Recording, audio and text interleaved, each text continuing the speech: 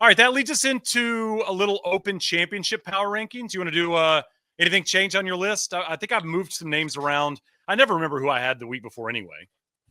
I actually was thinking the exact same thing. I changed a bunch around, honestly. Okay. A lot happened in this last week with where's Brian Campbell at on your list? Like on and off the golf course. Brian Campbell is number 7, unfortunately. So just off. We just confirmed that he was in the Open earlier in this episode. I'm honestly still not sure if he is in the Open, Shane. I know it's 50-50 at this point. We're going with it. My number 5 though is Victor Hovland. Of course. Interesting. Yeah. Coming off the WD at the Travelers Championship. He then went to Norway, did some clinics, hanging out with friends and family. Love that. Then he went to Spain. He was in beach clubs. He was popping off. There's one literally popping off. There is one unbelievable photo of him, which if you haven't seen it, you just have to look up his name on social media. It is awesome. The guy does not know how to apply sunscreen too. He's burnt and just has like fingerprints, like, dude, get my back. Yeah, I got you, bro. just not at all. And the Hovland Stan accounts are firing on all cylinders right now. They know it's Lynx golf season. So he's my number 5 coming off that 3rd place at Oakmont. By the way, is he using a Palmer Cup carry bag this week? I saw Ping posting some stuff about it's like an old carry bag of his or something. Yeah, you're the Ping guy. I know. I didn't. It was different. I don't know if it was an old photo, but I love when pros go to carry bags. One of my favorite sneaky pro golf things in the world is when the pros go to the carry bag. I was caddying years ago. I caddied for a couple friends of mine on the LPGA Tour, and we had an event in Northern California, and my friend Irene, who I was caddying for, said, hey, just so you know, this is the hardest golf course all year to caddy on, most elevation changes, stuff like that. And if you want me to get you a carry bag, I'll get you one for the week.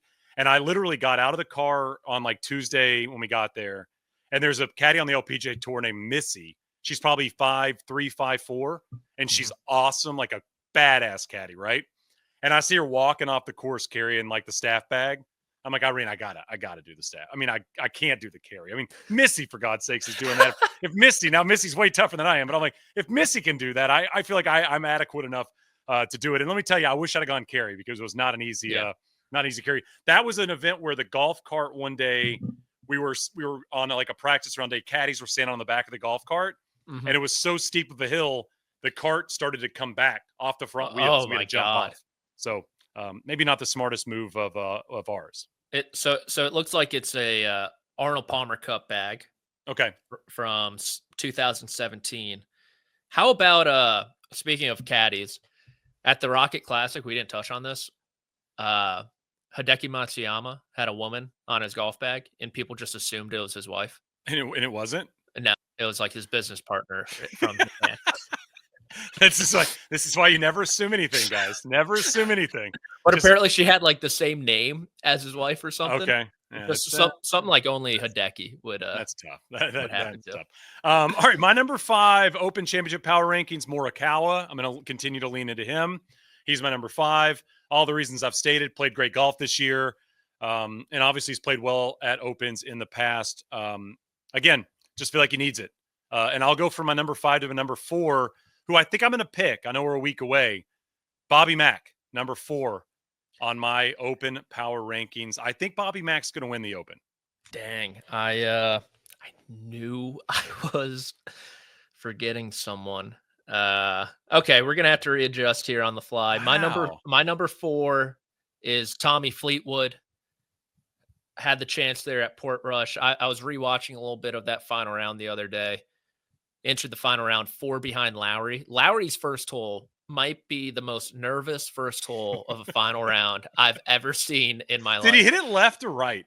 He hit it left like 170 yards. Then he hit but not out of bounds. Not out of bounds. Yeah. Then in a pot bunker 55 yards short of the green, and then made like a 10-footer for bogey, 2-putted for and then Fleetwood down the middle of the fairway, like 220 in, hits a 5-iron to 5 feet in just a horrible putt that never had a chance. It's like, dude, if you freaking made that, Yeah. like this could have been a 3-shot swing for all we know.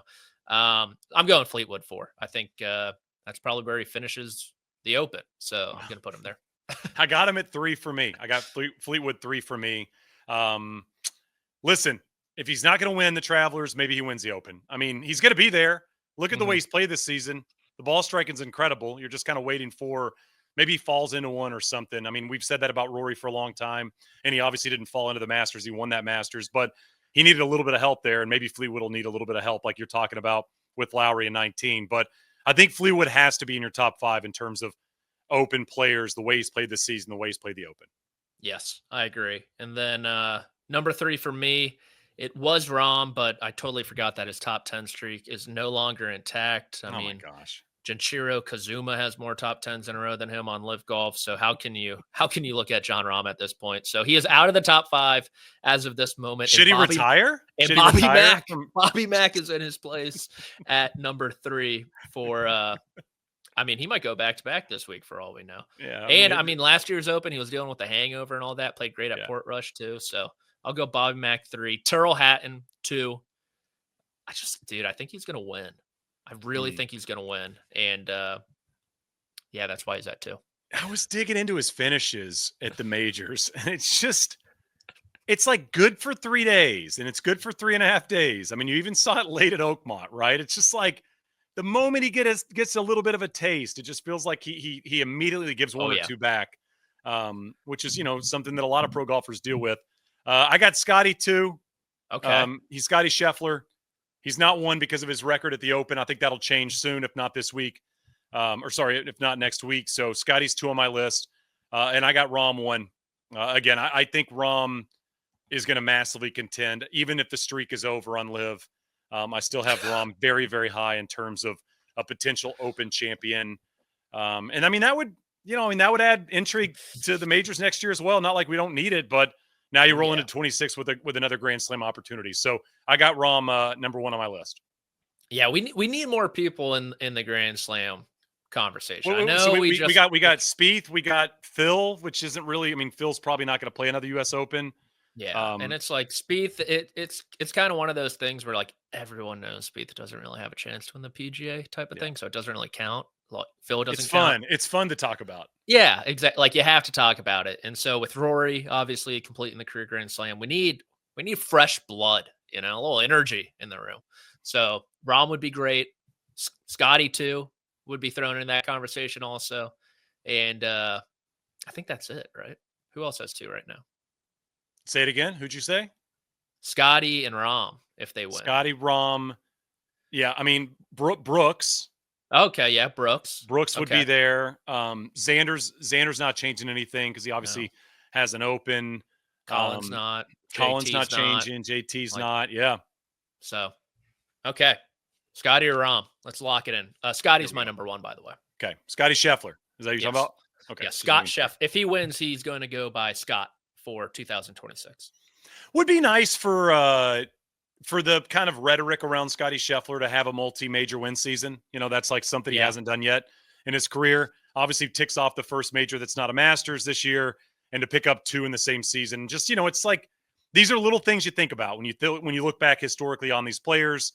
And I think it's a huge accomplishment. You have to play the best golf at 2 of the 4 biggest tournaments in the world. And it's obviously very different now with that being kind of the only opportunity with the Live players there. So, for Scotty, and again, I think it's a big, proving ground situation in terms of links golf. Like, you should be great at this stuff, man. You drive it great. Your irons are great. You're an incredible pitcher of the golf ball. Putting is probably the least important part of Open weeks. Like, you should be dominating this style of golf, and you're simply not. So I'm with you. Yeah, I think his creativity around the green is something he doesn't get enough credit for. And we've discussed just how many tap-in pars he gives himself when he's off the green. And so I think that could be a real separator at Portrush.